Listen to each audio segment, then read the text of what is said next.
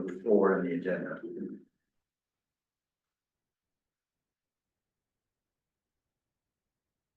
Nothing from TJPDC. Do we have anybody from the public here today? No, we do not. All right. Has everybody had a chance to review the draft minutes from the February 18th meetings? Does anybody have any comments or requesting changes?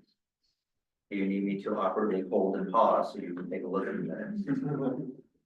All right. Well, I motion to approve the minutes. Can I get a second? Second. All those in favor, say aye. Aye. Opposed? Abstain for Dylan. Excellent.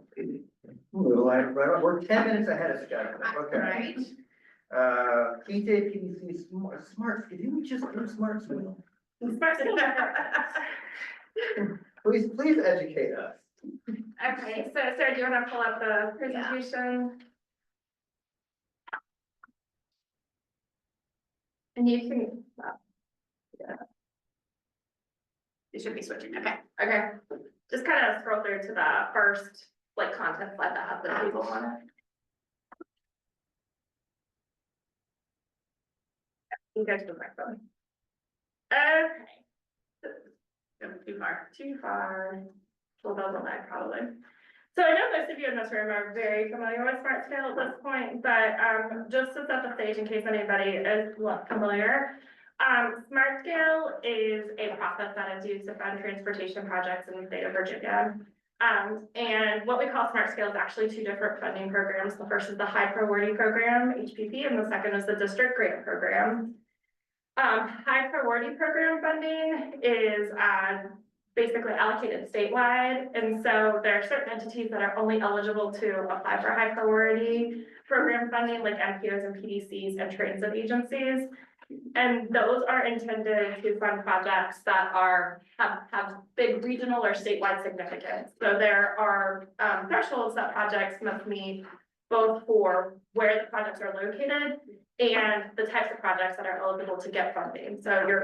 So for high priority program, you're limited by what kind of entity you are, what kind of project it is, and where the project is located. And then district grant programs is allocated, funding is allocated to each of the VDOT construction districts. And then funding for projects through the district grant program are only competitive within that VDOT construction district. So localities are eligible to submit projects to both high priority and district grant program for funding, and then localities can also submit additional projects that have more local significance to the district grant program. So localities can do everything. MPOs, PDCs, regional bodies can only do some of them. Next slide. All right, the way the scoring process works is that there are 6 scoring factors that are explicitly laid out in the state code. These are the ones that you all are familiar with: safety, congestion mitigation, accessibility, land use, economic development, and environmental quality. So everybody has scored at this point based on the same scoring factors. However, the state is divided up into different categories based on the type of development and the density of development that is most appropriate for each of the districts. And so what changes is that based on your category type, how much weight each of the different scoring factors carries in determining your project score changes. So what I did was I took the regular Smart Scale map that you all are used to seeing, and I divided it up into PDCs and MPOs because that's how the land use area types are determined. They're based on those larger regional boundaries. And what you'll see is that the MPOs are the hatched areas, the PDCs are the solid areas. And what you might notice is that the TJPDC is the only PDC that is green, which is not area type D. All of the other PDCs, with the exception of Northern Virginia, is already designated as area type D. Outside of the urban area. Outside of the MPO. And in Northern Virginia, that's a little bit of an outlier because the MPO and the PDC boundaries completely overlap. So the PDC is completely contained within the MPO area. But even more urban areas like Richmond and Hampton Roads, the PDC outside of the MPO area is designated as area type D. So if you look at the table at the bottom, what you'll see is that the difference between category C and category D largely is based on how much weight safety carries in determining the project score. And then that there are some smaller differences, but really the weighting that goes to projects that are in safety goes up in category D compared to category C. And safety is what we use to select a lot of the project locations for smart scale. The other thing I want to mention just now is that Nelson County is especially in a unique situation, because remember that funding from the district grant program is allocated to a VDOT construction district. But the land use area types are determined by the PDC area and by the PDC boundary. Nelson County is a little bit of an odd situation because they're in the Lynchburg district in terms of VDOT, but they're in the PDC in terms of their area type category. So they're the only type C area outside of the Lynchburg MPO area that is being scored under this area type C. So you want to go to the next slide area. So what we did was we took the scores from rounds 4, 5, and 6, and we ran a bunch of different scenarios to see what would be the impact if the TJPDC outside of the MPO area petition to change its area type from area type C to area type D to be consistent with the other PDCs throughout the state. And there have been a lot of changes in how the scores have been determined from rounds 4, 5 to 6. And so we wanted to make sure that we were also accounting for some of those more significant project updates. So to the extent possible, we looked at both what they were under the original scoring scenario and then under what the score, what the outcomes would have been based on if they were scored under the round 6 criteria. There were some limitations to that. But what we saw is that far and large, everybody's scores increased as a result of changing from area type C to area type D. Again, we only looked at the projects that were outside of the MPO area. And this was fairly consistent for all 3 rounds that we looked at. So this is the outcomes from round 4. I'll go to the next chart, Sarah.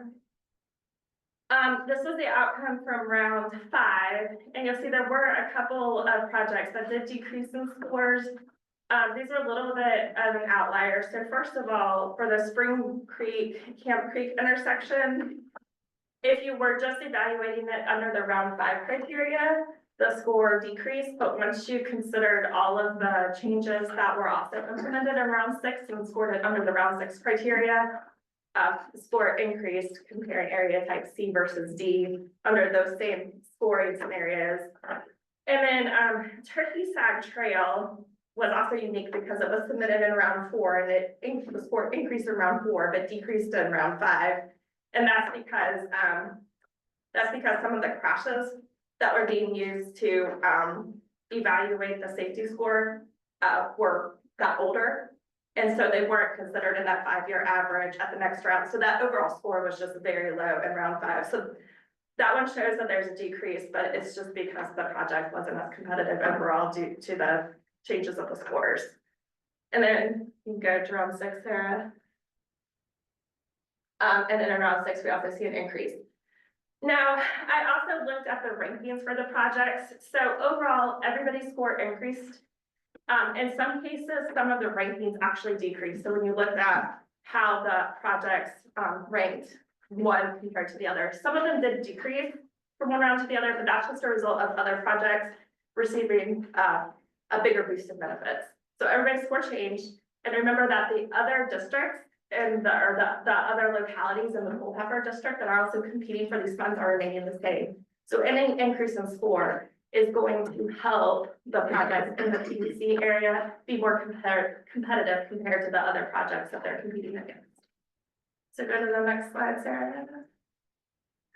All right, the main takeaways, I think I just covered those. Changing from area type C to D will improve project scores overall. There's no indication that any of the project outcomes actually would have been different as a result of projects within the TJPDC being area type C versus D in terms of what has been funded to date. The intersection at Greene County, the Advanced Mills Greencroft intersection on US 33, I think, Jim. in round 6, this was the one that had the most significant, that had the most significant potential impact, because this would have moved from being ranked 8th in the most recent round of smart scale to being ranked 5th, which would have put that as being the next project on the list that would have been funded, probably have a little bit more money in the construction district. So, so it is possible that in the future, this could make a difference in which projects are funded, but there's no indication that it has made a difference to date. And then, as Christine had alluded to earlier, this would not change the area type category for the MPO. And the category that projects are scored under are based on their location, not who's submitting it. So even if the PDC is submitting an application as the PDC within the MPO area, the project, because it's located within the MPO area, would still be scored under category B. So there are some opportunities to adjust for the PDC to request to change the area type. We wanted to provide some information to help you all make that decision, but I think we'd be happy. I know Rick and Chuck are both on the line. We'd all be happy to take your questions and have the discussion, but otherwise the floor is open for you all to discuss. Hey, Sandy, I'll chime in. In round 3, the RRRC was area type C, and they actually moved to area type D already. So they've already done this transition. I think it was round 3 that they made that transition between 2 and 3. So like I said, this isn't something that's new. A lot of the other PDCs have done this from when the original area types were developed. They have changed just because they're more competitive in the other area types. So it just depends on how your scores, but most of the rural areas, and we could probably go back and look at the first several rounds, but I think it would have been similar in the first several rounds. You would have had more advantages in the lower area type. But that's all. I just wanted to chime in that, like I said, this is already something that's happened in other districts or other areas, regions across the state. And just to fully put this in context for everyone, we wanted VDOT to present this information. They brought it to us, and we wanted them to present it to the RTAC committee because it is something that we are considering here at the PDC. But it's your localities, it affects you, so we want your input as we go through this decision-making process. You don't necessarily have to make a decision today, especially if you want to take it back to your county offices, talk to your administrators, you know, important things like that. But we are going to possibly be looking for a decision at the June meeting. But we wanted you to have the opportunity to know the information and to ask questions ahead of time now. One of the things that struck me with this analysis, like this slideshow shows like positive, negative. Looking at the actual number scores, anywhere where scores seem to go down, if we changed area type, if scores seem to go down, they were on projects that already were not scoring very high and were not very competitive. So a score would go from like a 0.66 to a 0.62, which it went down, but it didn't do anything to change its competitiveness. Where in areas where the score went up, it went up enough to then move it up in the rank within the district. And so I thought that was really significant, that it's not just whether it's going up or down, it's what is that margin and how is it changing the outcome of what projects get funded. Because I particularly looked, because a couple of the downs were in Louisa. And in order for us to make this change, it would be planning district wide. We wouldn't want 4 to benefit and 1 not to, or 5 and 1. But when I looked at the ones that went down, it was such, you know, small changes in the score, but I think important to note. I mean, this is, I guess, like, you know, since Albemarle has both the rural and urban, it's kind of a weird spot we're in, but how would type C to D change projects that we have in our urban area in the MPO? Would it change at all? Would it? Questions on? The MPO area would stay B. We were only looking at the outside of the urban district. That said, the scoring process wouldn't change. It could change the rankings because of some of the projects that were ranked lower got enough of a boost. They could. So it could boost some of our rural projects? Correct. Okay. Correct. I think it's important to point out that Sarah and Goran and our partners at Kimley Horn have done such a fine job with the Safe Streets for All that all of our scores are going down because we won't have any more accidents. So we're not going to get any funding. Then what will we all do? I don't see why not. I don't see any reason or any other information that would help me personally make the decision in a month. I think one of the questions in my mind, just so you guys know where I'm thinking is, this is all looking also at the changes that happened in round 6, and it's really unpredictable, will there be another set of changes, you know? So this would be looking at how the scores change using the current methodology. But there's no guarantee that that methodology won't change into the future, and how the area types will be impacted is just unknown. Sandy, do you know if, because Scott Thornton comes to our board usually the first, that was it every 2 to 3 months? Do you by any chance know if this is something he might be willing to present to our board? I don't think, we haven't reached out to the residencies about this yet. We certainly could. If this is something you want to have discussed at your board, Chuck or I could also participate. in that I don't discussion. know that we necessarily want to discuss with the board, but I would probably like to at least take it back and speak with my county administrator about it. Yeah, sure. But there's also a write-up that we did that you all are welcome to distribute if you would like. That'd be good, thank you. Yeah. That'd be great. Yes, And that'd we be can good. send these slides out as well. That'd be good too, Yeah. thank you. That would be really helpful. I think the other question from a PDC's perspective, you know, certainly is what is the process? So obviously, this is a decision of the CTB, the Commonwealth Transportation Board, makes the ultimate determination. But what do they need in order to make that? Do they need resolutions from governing boards? Do they need something from the planning district commission? So you helping us navigate through that would be helpful. Yeah, Chuck, do you wanna? Speak to Yeah, that. yeah, I reached out to Brooke and she just said we need something from the commission. Cause that's when it was originally adopted. These were set. We presented it to the commission and the MPO or the TJPDC adopted it as for the region. So we didn't need something for each board. No, a resolution from the commission, correct? Yes. From the TJPDC Yes. commission, based on a recommendation from the RTAC. Yes, exactly. Correct. So that's the 2 appointed commissioners acting on behalf of their local governments, making sure that they're well informed on what this change, what the impacts of it would be. So it'd be really incumbent upon making sure all of the leadership teams know about this change, to make sure it's broadly supported before bringing it to the commission. Yes, PowerPoint slides and Mhm. that memo would be great. Yep. Yeah. Forward to our leadership. We can give you feedback for the June meeting. Well, I think Christine's point is very well taken. This is based on what we know now, which will change before the next round dramatically. And, I mean, I don't know how many of these I've been through, but it's always changed to try and help, but there's such a limited amount of funding that it doesn't always trickle down to our levels. So, we're even the urban areas are not that densely populated compared to other areas. And it's hard to compete for that money in a state where the funding formula really hasn't changed in decades. So, My best, temper your expectations. and things. sure, yeah. I mean, it's not necessarily going to miraculously make all the projects. We're gonna win all. Yeah. Okay. But I mean, Chuck and Rick, you've been doing this a lot longer than I am. I think the thing is for the rural areas, if you all continue to prioritize projects that focus mostly on safety, category D is always going to be the category that puts the most weight on safety as a score.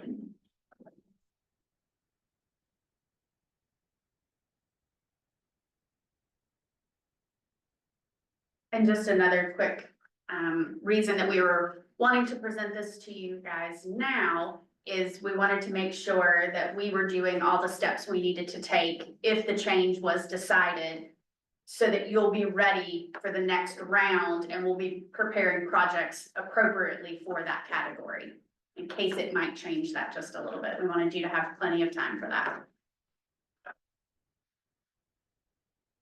Well, I will definitely send the materials that Sandy provided after the meeting. And then also, you know, we're here if you have any additional questions afterwards as well. Do you have any idea which way it is going to go? for the change? You mean for the next round? Yeah. I wanted to follow back up. I haven't heard anything about changes to the scoring methodology for the next round yet, so I was hoping you could, do you know of any, or you gotta stay tuned, we may hear of some. I can tell you what my understanding of what most likely is going to happen is that there's not going to be a significant, like, update like there was last time. I think if anything, it might be some minor changes to calculations. I think there was some interest in reviewing the economic development methodology. So if anything gets changed, it would be economic development, but that would also help projects in category D because they also get a high amount of their points from economic development. Thank you. Well, thank you very much, Everett. That was, I'm looking forward to your email later. Chuck, did you have something? This, you just popped up on the screen there. Okay, so PATH Mobility Management Program, we're gonna get a report on that. So who here has heard about the PATH Mobility Management Program? Okay, so I'll just give you a little bit of background. So in 2024, TJPDC received a grant through DRPT for mobility management. It's a 5310 grant from FTA through the state. And we host the program that covers all of Region 10. It's a program to increase and improve transportation for older adults and people with disabilities. So it's kind of our job through mobility management to help coordinate those transportation services and then also increase and improve them so we can help support partners in the community with increasing or improving transportation for older adults and people with disabilities. So thanks. So we work to build coordination among transportation providers and human service agencies and to expand and improve transportation services for older adults and people with disabilities. As our population is growing, we're gaining more elders who need more transportation services as opposed to driving themselves. And also the Blue Ridge Health District recognized the need for transportation for older people or people who can't drive as a barrier to health. So right now we're providing information and referral service. We have an 800 number and a helpline. We also provide transportation workshops, which are tailored by geographic region and the services that are available. So we'll come meet with anybody, even if you don't think you have transportation services. We will work with you to figure out what is in your area and, you know, help facilitate the process to get more transportation in that area. So yeah. Igor and Sarah just came from a workshop out in Livingston. So we've been doing a lot of these workshops in urban and rural areas, and they've been very well received.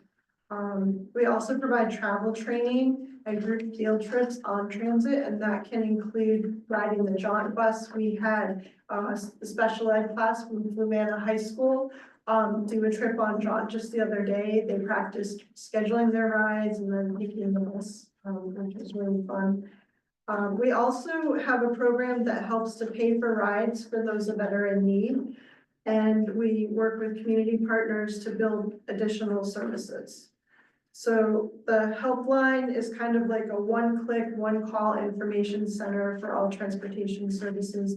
We really try to find solutions and be creative problem solving. If somebody needs a ride and there's not any services available, we'll call churches in the area. We'll contact community groups and just really dig to try to get them a ride. We also in the urban area help people navigate the transit system. So right now, since 2024, about August 2024, we started taking calls, and we have an extensive database system that can collect a lot of data. So currently, about half of our calls are people who need rides, and then the other half are general information. And of the reasons for that people are calling us for travel, the top percent is 61% is medical needs. So if you think about it, like that's a really essential need. think about all of the transportation and events and resources that people are missing if they're not even able to get to their essential medical needs. So it's really important, we think, to get people out and, have doing activities in the community and continuing to be engaged with the community. So calls by jurisdiction, obviously the largest number of calls came from the urbanized areas, there's more population there. But Fluvanna had 14% of our calls, Greene was 11%, Louisa was 14%, and Nelson was 9% of calls coming from those areas. So the workshops, I just wanted to give you a list, and we can share this presentation of the workshops that we have had or are having in your areas. So we're working with the libraries, the schools, we're also going to events, some faith-based organizations.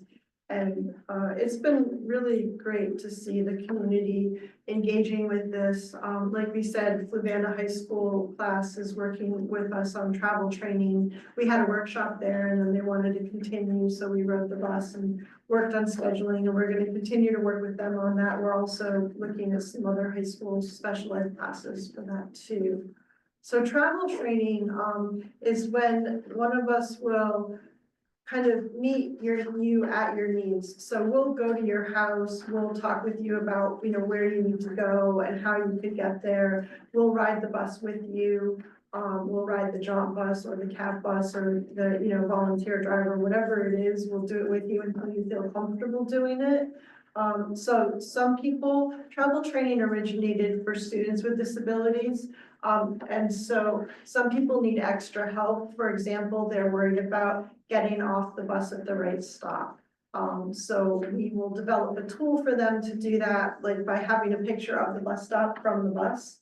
And, they can carry that with them and then make sure that they are able to get off the bus. We also work very closely with JAUNT and CAT and a bunch of other transportation providers. So we're able to kind of work as a medium between the transportation service provider and the person and make sure that they're able to have their needs met. So we also, as part of travel training, we do bus field trips with the group. So sometimes people don't feel comfortable taking public transit or using a transit service, but they feel more comfortable with their peers going to a fun, exciting event. Upcoming in May, we have 2 bus field trips from the center of Belvedere, where we're going to go to the transit station and to the downtown mall. We also have the Transportation Assistance Fund, and this is something, so Sarah and Igor back there are our PATH staff, and Sarah was getting a lot of calls we get calls mostly from people who are really desperate and none of the other services are working for them. And Sarah was getting calls for people who just, had a tremendous need to go to the doctors, but no way to get there. There was a gentleman who had, I think, a stroke, and he needed stretcher transportation to get to his follow-up doctor's appointments, and that was like $1,000 a trip. And so, he had a really hard time, and I'm not even sure how we found a ride. But after that call, we talked and we said, we really need to do something for these people, kind of as an immediate solution. So we wrote a grant, and we were able to get $5,000 from the Twice as Nice Foundation. And we're going to continue to try to write a grant and get donations to fund this transportation assistance program. And we have a criteria that if people meet, low income, definitely a high priority need, and there's no other options available to them, we're going to help them by scheduling transportation service and getting them to where they need to go. We want it to be kind of a one-time thing. We can't afford to, continuously pay for people to go on a regular basis. We already had our first rider. It was in Greene County. A gentleman needed to go to the doctors and wasn't able to use the existing services or change his appointment. So we were able to get him there when he needed to be there. So right now, for each county, we have about $800 for that fund. We're also working with volunteer driver programs, and we're hoping to help communities set up more volunteer driver programs. Right now, we are working with Siegel Village and Here to Stay Wintergreen. We help them by answering phones and scheduling calls on their volunteer drivers. We help train their volunteers on safe driving. We're all getting certified with the PASS program, which is to help assist vulnerable populations with transportation, so like getting in and out of the vehicle and things like that. And then we also help with marketing to recruit drivers and any other needs that they need. So we have a data system and the call center that allows for driving scheduling, and we also are able to track a lot of different things. So, we're really well set up to help assist, a community local agency with starting a volunteer driver program and continuing to run it. Mostly what we need is we don't want to create any additional services. We want to work with local community groups and service providers that are already there and help them with this. But we can, do a lot of the work for you and help support, financially as well in certain categories. But we need to have like somebody who has a group locally and has volunteers. So we, in the future, we have to write it into our grant, but we can reimburse drivers for mileage. We can pay for insurance and other expenses. We can even help get vehicles and cover operating expenses for those vehicles. And we're just working to create more partnerships with that. So the community benefits of this mobility management program is to enhance transit services by providing a centralized phone number and website to connect community members with all of the available transportation options. We also help to coordinate and support and improve transportation services. And then we have that complex data collection system to help frame informed decisions and help support smaller community organizations in running transportation programs. So we're kind of like an infrastructure and funding foundation for an expandable model for transportation services. We work with a lot of community partners right now, and we're really trying to connect with the rural partners.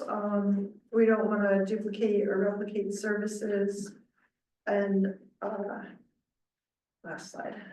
So I want to introduce Sarah Richardson and Igor Kalina. Kalina, and they both answer the phones and provide the workshops and pretty much hold up the whole PATH program. So I'm really grateful to have them here. They were not able to present because they had a workshop they were at, but yeah, so I don't know if y'all have any questions. I've got brochures and little magnets up front if you want to share those with your network. How long has PATH been around? So we got a grant for 2024 for the federal fiscal year. So we got funding in October of 2023, but we had to start up the whole program. So we had to get a partnership and hire staff and train staff and set up the call system and the website and everything. So Sarah was hired in August of 2023. 2024. Contracted, Yeah. We contracted first, we contracted out with Java before taking it all in-house. So, yeah. And the first year was funding for just, part of one staff member to begin to put the infrastructure in place. And we've been working really closely with Rappahannock Regional Commission, who DRPT points to as kind of model program within the Commonwealth. It's the one that's providing the most service, it's having the best outcomes. And so we modeled, while we're a very different region than them as far as transit services that are available, we do lean into a lot of what they have done and then are making it very adaptable to what our region needs, where our gaps are. I mean, I think it was a really interesting presentation because while I was going on, I just Googled, I need a ride in Louisa County. Then I tried, I need a ride for a doctor. And the first thing that comes up, obviously, John. But you know, if that's not available, to have an organization that can give you multiple possible offers to get you where you need to be. So I guess my question is, if I'm Googling something, and AI tells me, you know, take an Uber or John, how do I know that the path exists, or perhaps there's someone you cannot provide service to, and then do you have a relationship, do you refer them to path, or I guess that's kind of one question I have based off the presentation. Yeah, because they contact us, and they can't, we don't work for them, they do the past to see what we worked out. Like the highest number of referrals are from path to JAUNT for the most part, so. But there are some people that just, their situation, their geography, their schedule, their condition, something, some factor is not, they don't have any of the recourse, usually that's, they get the text sometimes. So how do people know path, I guess, exists? So- If you're just, I suddenly need transportation, what do I do, right? Right, so we, in our first year, we developed a marketing plan, and that was to contact service agencies that work with older adults and people with disabilities. So we've been, kind of, you know, attending the IAC meetings, working with Charlottesville Area Alliance, and just really trying to get the word out through those agencies. Some of our, workshops are through Java at the community centers, and so that helps get the word out too. We've got flyers and marketing material. We also have a Facebook page, and we place ads on the Facebook page. Okay. So we're trying to connect through other service providers. And that's what was that, because I couldn't find it, so you have a Facebook page, so, okay. We have a website too. It's pathbeing.org. And I can also attest, You went on the right time. As- Yeah, I hit the wrong place. as working with RideShare, you know, our focus is on getting people to and from work. But we would get calls about doctor's appointments and, you know, unfortunately, timing with those, a work day isn't the same as getting to a doctor's appointment. So I can fully attest that the need is truly there. And we would try to refer people, but, you know, having more of a one-stop shop really makes it simpler on the user end for that. We're also trying to work with the major health providers like Centera and UVA Health on kind of coordinating more on transportation from the rural areas for their patients. And so we're gonna continue to kind of chip away at that. It's a pretty big problem. And Tom, at the very beginning of launching mobility management, we did almost like a soft rollout and very intentionally did not do a great deal of advertising for several reasons. One is we didn't want to overwhelm the system. It's designed for people with disabilities and seniors. Second of all, we didn't want to receive a ton of calls before we had solutions, right? Sure. Just so that we were just documenting, yep, we really didn't help that person either. And then third, we really wanted to build the network of community partners, you know, and have them help connect to the eligible populations versus like broad radio ads and things that might get us a little bit more than we have the capacity to be able to handle for the general public. So there was a really intentional, slow build up of making sure the right folks know about the program. Totally understand, and I really like the website. Very 1, 2, 3, very easy to use, I really enjoyed this presentation. And I have another resource that I can use my citizens. What other questions do we have? Has there been any contact with EMS agencies? I just know our EMS director mentioned, at a department head meeting recently that they got a grant to map all the residents in the county that have some type of special need, like if like their power were to go out or something, like insulin, refrigeration, wheelchairs, that kind of stuff. So I know that they were building that database. Yeah, we've been talking with the community EMS providers, and I think we have a meeting with them, right? Meeting with Centara, with Case management. We also have a meeting. It's a presentation, Oh. doing at their next regional meeting. Yeah, so we're gonna, That's awesome. Yeah. I would have thought of that initially. It's a great Yeah. program. that's great. I want to piggyback on that is that, so I know TJPDC has hazard mitigation. And, so I'm just throwing it out there, I could see this in a situation that we had a hazard mitigation plan being used, that, this would be one of the many, many solutions to people, that are having an issue getting where they need to be. Perhaps they're on a list. If, for example, their, path knows that this particular person calls them once a month on the exact day of the same doctor, power's out for 2 weeks, no one can get a hold of anybody, that they work with the hazard mitigation group of like you were saying, there's a list of people that the fire and EMS agency has, and checking on them, make sure they still need that route. Throwing that out there. See, hazard mitigation, I'm paying attention.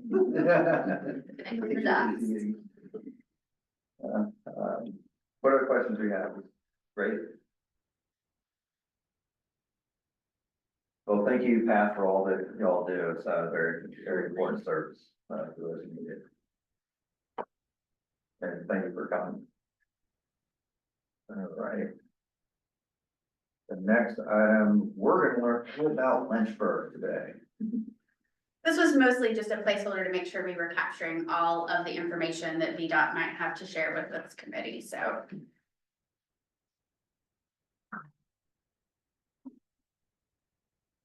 Oh, is this just update? Is that update? Yeah. Yeah. Oh, So Rick, so Rick, if you have any updates for Lynchburg District? everything's great out there. Nelson County got a smart scale project funded. Oh. Turn lanes, right? It was a roundabout at. Thanks, 151. Congratulations. There's a lot going on 151%. No, Tanbark, right? Tanbark and 151. Sorry. I'm speaking for Rick now, but props to Rick and Carson for.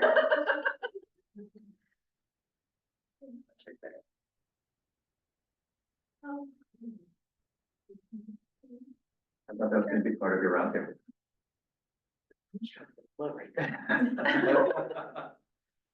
Or Culpeper or Lynchburg, or if we want to do just like the general VDOT updates, if there's any.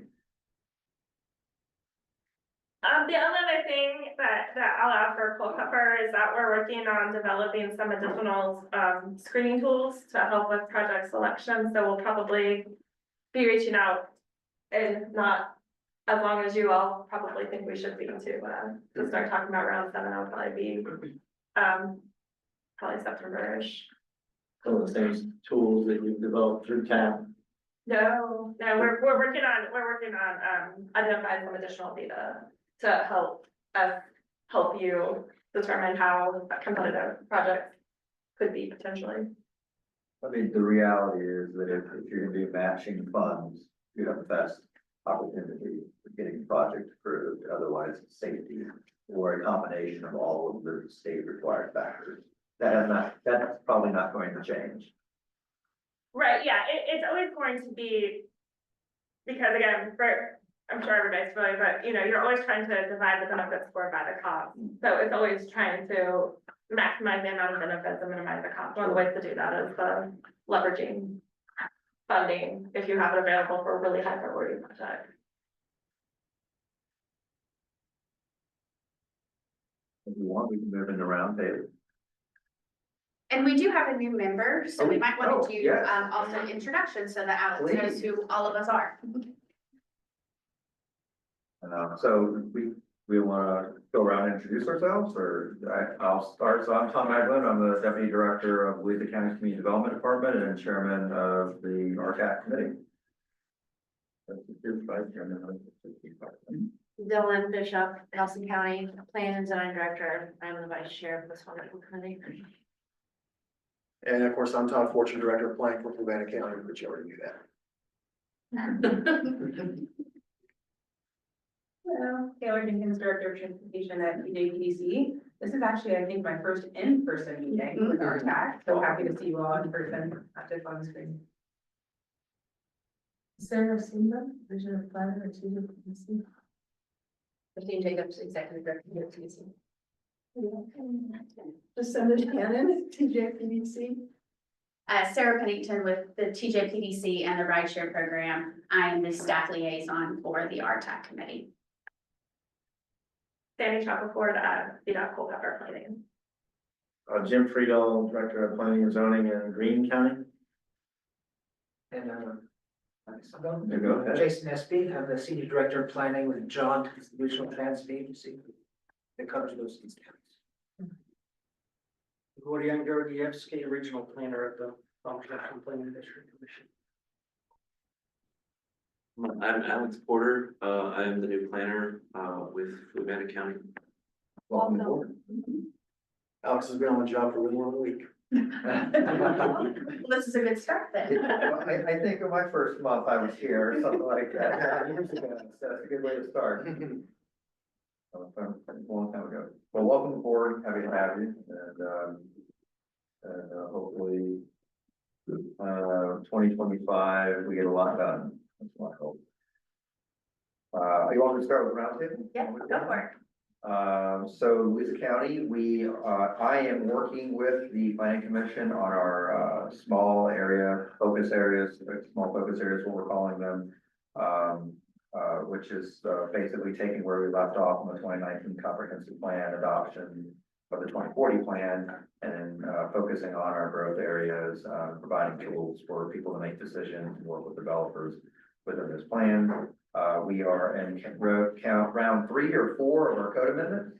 So we're just going through the code, the staff, and identifying things that make sense, but never make sense, maybe need tweak. And we're working on that.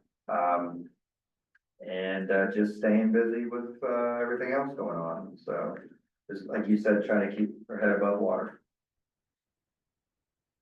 Hold on, Greene. So in Greene transportation related things, I would like to, thank TJPDC. We did incorporate a bike ped plan that was done for the town of Standardsville into the town of Standardsville, comprehensive plan. So, this was the first year they actually had a separate transportation chapter. And it was nice to have that additional information. Also, Christina has, staff helping us update some charts that are beyond our limited staff's capacity to pull all the numbers together. So I wanted to, thanks, once again for the help with that.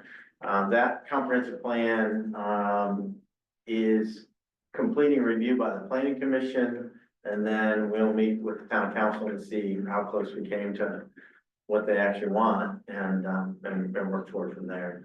Transportation projects, a bigger thing that's going on in Greene is we are working on local administration of a smart scale project. It's been a challenging project for everyone involved from the start. And we're trying to make some tweaks to the project in order to match the transportation and economic development goals for the county. In order to do that, we have to do local administration. And it's an interesting process for anyone that's gone through that. It would be easier to administer the project if we were VDOT. Because it would just be easier. I'll say it that way. We appreciate our friends at VDOT. Those are the main things going on in Greene. Outside of that, our board wants to meet with VDOT. We're working with the district office to review some safety concerns and congestion concerns within the county, and we'll see how that turns out. Are those places already identified in the safety action plan? I mean, our board doesn't like the wildly successful safety project that was done at Fredericksburg Road and Route 29 because it's different. Yeah.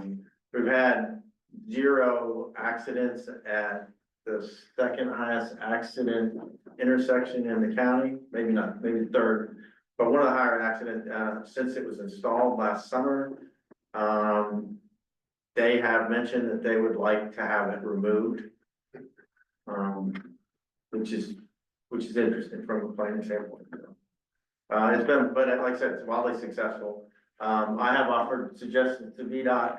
I think naming an R-cut J-turn a traffic improvement is a misnomer. I think it should always be referred to and sold as a safety improvement, because that's what it really is.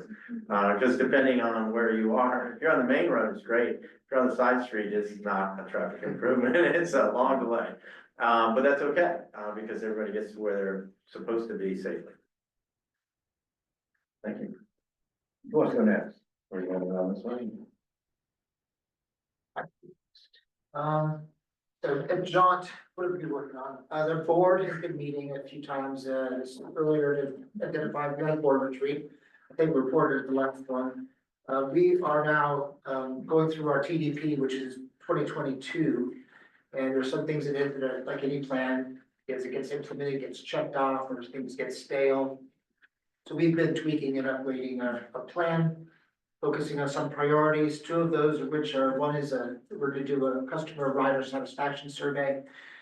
Hopefully in May, by the time we come back in June, hopefully we'll have some results from that to share. And then another is, we applied in February for grants for software upgrades, which have been long overdue at JAUNT for dispatch and operations.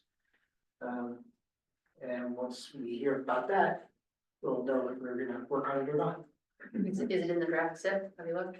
Yeah, it made the draft, that's go before the CTV, so. Thank you. I can just give you an update on safe streets and roads for all. We received the draft safety action plan from our consultants, and some of you got the chance to review it. Hopefully, you reviewed it in details, especially your projects into your counties. The next step is for us to present at the respective boards. We already presented at Nelson County on April 8th. The next presentation is tomorrow, Fluvanna County, and followed by Greene County on April 22nd. We would like to ask the boards to adopt the plan should it align with their expectations, considering they will have no feedback on the projects that are included in the plan. But as you all know, should they decide to adopt it, that will position them to be able to apply for implementation funding in future rounds of the Safe Streets and Roads for All program and other funding as well. And we were hoping Dorian and Sarah Simba were gonna come and present the final plan at our June meeting here. And what next steps could be. Hopefully, by that date, it's gonna be adopted by. Yeah, right. Jurisdiction. It has to be adopted by June 30th. The deadline of the adoption of the plan is June 30th, and then the grant closeout is September 30th. I'll just put this out there. There's some localities, including mine, that are farming communities where the board does only meet about once a month, some months in the summer, so just be aware of that when trying to get in front of boards. For Louisa County, the presentation is scheduled for May 5th. Okay. And thanks to folks in this room that were intimately involved in reviewing the draft and making sure it's matching local priorities. It certainly positions better before boards if that level of review has already occurred. Yeah, so at our last board meeting, they presented Move Safely Blue Ridge, so we're gonna be meeting with them to discuss changes to Nelson's recommendations. The board adopted a 6-year improvement program. We're in the throes of our overhaul of our zoning and subdivision ordinance rewrite. So that's been fun. And our next work session, we're gonna start getting into the meat and potatoes. We're gonna talk about new districts that they're drafting for us. We're also concurrently and separately redoing our short-term rental ordinance. That was one of the board's priorities. So we have a working group on that with county staff, Commissioner of Revenue, short-term rental owners, people from real estate industry, to try and figure out what the best way for Nelson community to pursue that is with it in so many different areas. I have about half a new planning commission after the utility scale solar was approved by our board, recommended for denial by our planning commission, so that kind of triggered new planning commissioners, so I'm working on getting them through training. The timing's been great with the ordinance rewrite. So I'm working on getting Will Cockrell with land use education program to come do like a crash course at one of our meetings, so we can all be on the same page.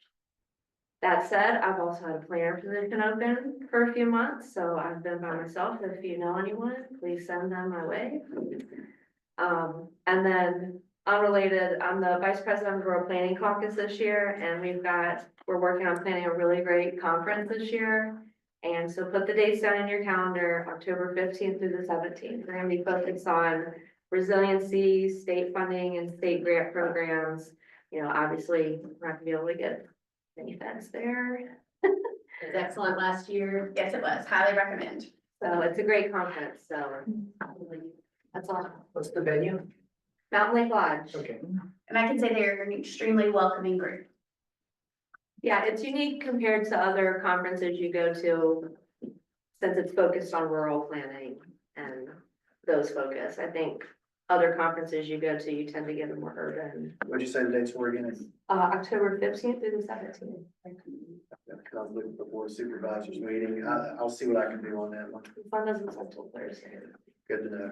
If Tom comes, And it is probably fun. comes in the corner. Yeah, Wednesday's just a workshop and dinner and get there, but Okay. a lot of people get Glad to there. present. Okay. We would love to have a presentation on 151 if you ever feel like you have some spare time. We'd like to get this one. With Sam. Recording, right? Thank Yes, you. when we get to that point, absolutely. I look forward to it. Thank you for your report. Fluvanna. Okay, so couple things. We are still in the early stages of updating our comprehensive plan. We had our community meetings in February and March. We had what I think was solid attendance, just based on my past experience. We now have a community survey, which is out on the street now.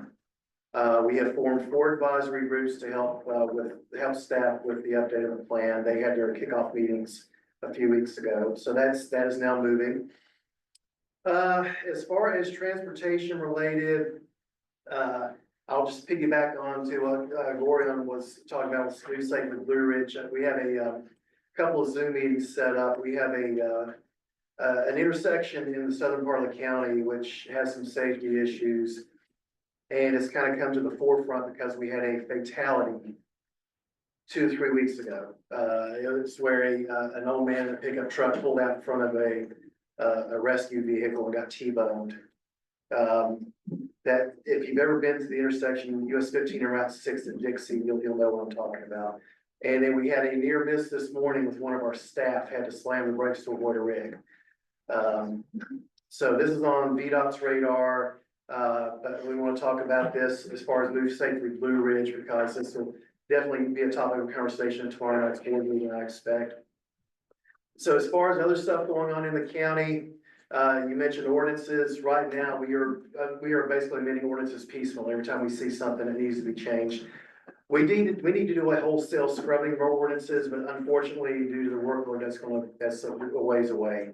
I will mention we are looking, we have had conversations with the planning commission in adopting an ordinance change to regulate mobile food units, also known as food trucks.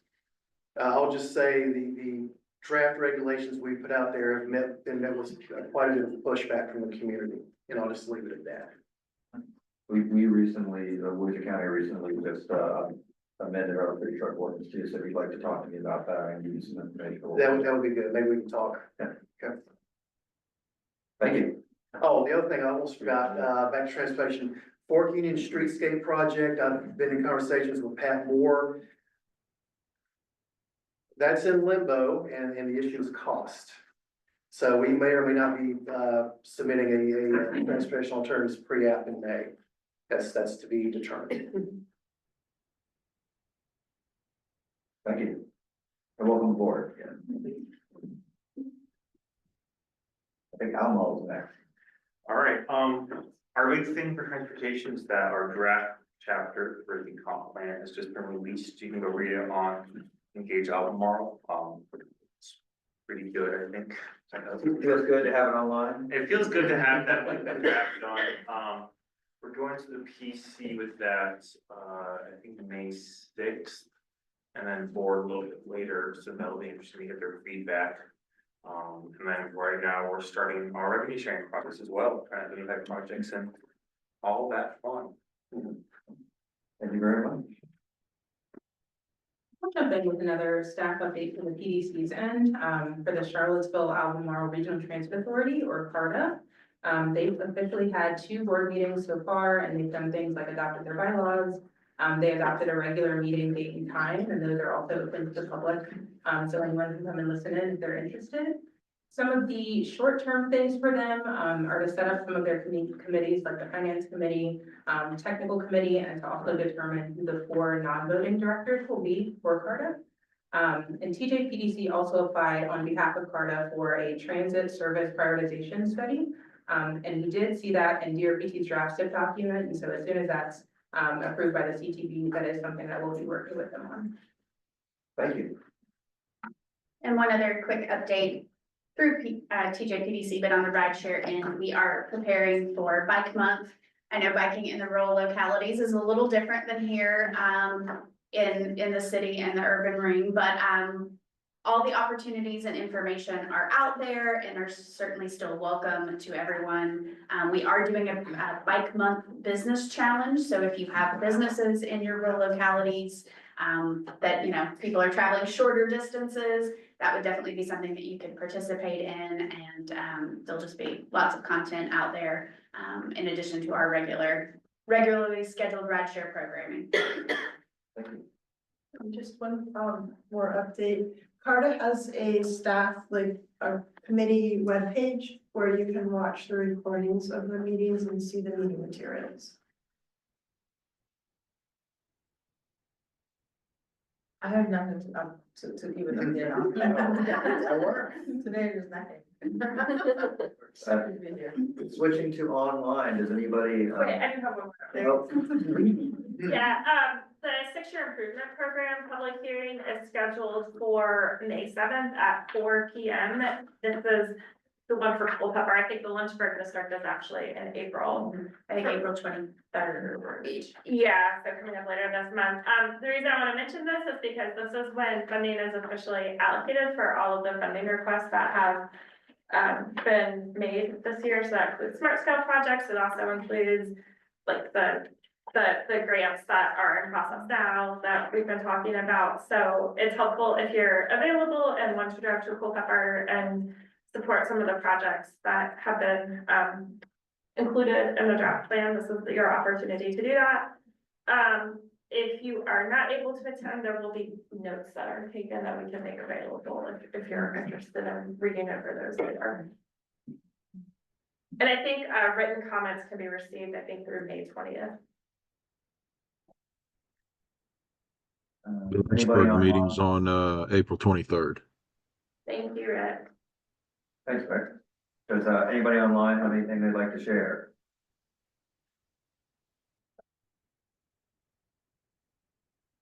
So topics next time, it looks like we're gonna have, we'll talk about smart scale, we'll talk about the Safe Streets for All. Do you feel like you have enough topics, or do we need to dig out an old dusty long range plan somewhere and talk about it?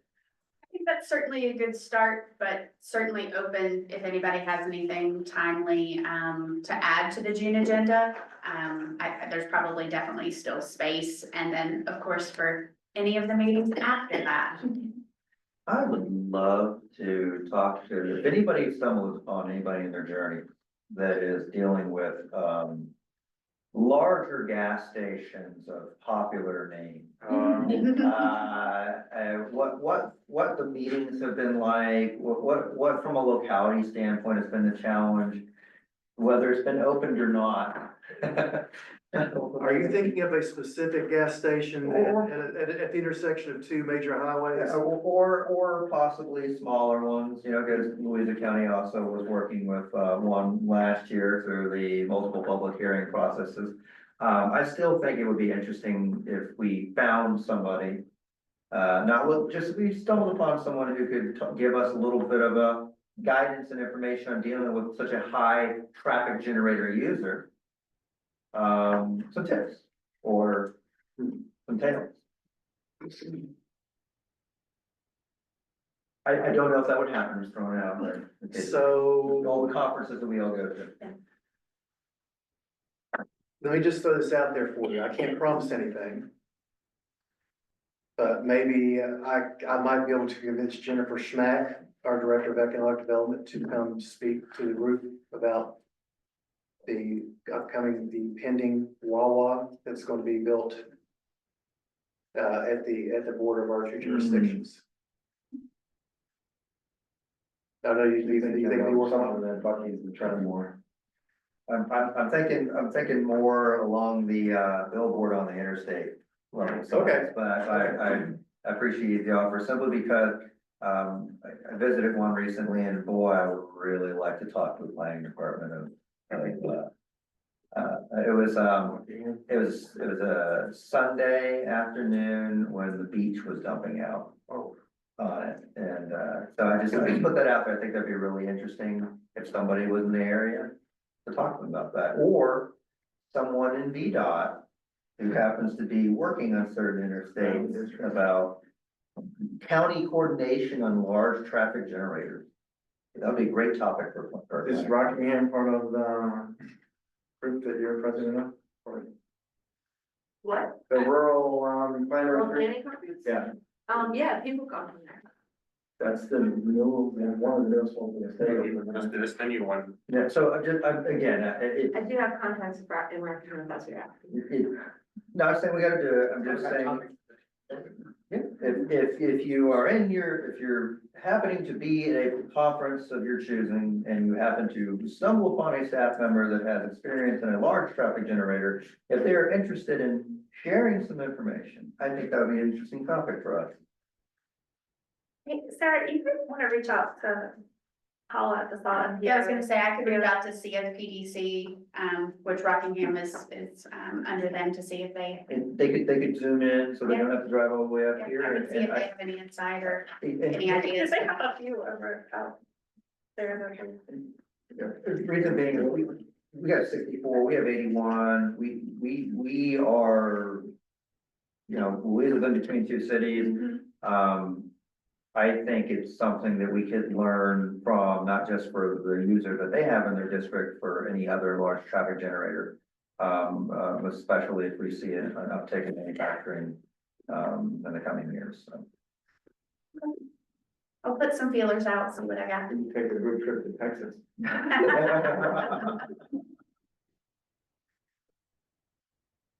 Sarah, in terms of topics for June, I can't promise because I don't know if we'll have it completed or summarized like that, but if there's any takeaways from polling our ridership or non-riders. And I'm hoping that, you know, when they get the survey, I'll send it to this committee and hopefully you to help us push out to your localities, because we want to hear from everybody. Sure. So. Yeah, Jason, that's a great idea. And, you know, if it doesn't work out for June, we meet again in August. That's really not Yeah. that far off. It, you know, might still be a great, opportunity for that as well. So I'll reach out, I don't think as it we will get be, closer just to see. It won't be very long. Okay. 15 something, I mean. Who knows, people will learn a lot. Absolutely. And that's the deal, like, I'm, as you know, I'm constantly coming up with random ideas like that because I'm trying to create a list long enough for you to stumble upon Yes. something. Or I don't want, it could be something that maybe is important to your locality that you may not think we care about, but that's not the case. I think we all have something to learn from each other, whether it's a four-way stop, a Wawa, or a large project. I mean, I've spoken about solar here before, happy to do it again. But I think that, you know, if you feel like there's something that you have encountered in your locality you want to share, feel free, 10 minutes. Then if all you got is 10 minutes, we'll listen to it, especially 151, very much looking forward to hearing it. I think one of this group's greatest strengths is its information sharing and its ways to connect and collaborate with each other. I think that has a true value, so. So just putting that out there, so, you know, if you got an idea, just email anybody here and go. Yeah, you can email me at. Yes, email her, yeah. We had gotten that gap grant, we would be done with the plan already, and I'd be able to present it. We'll take it. Put that in the parking lot, right? Is that what the people say? The truck parking. Truck parking. There. Does anybody have anything for the greater good of the group here before we motion for adjournment? Well, does anybody from the public? No, all right. Motion for adjournment.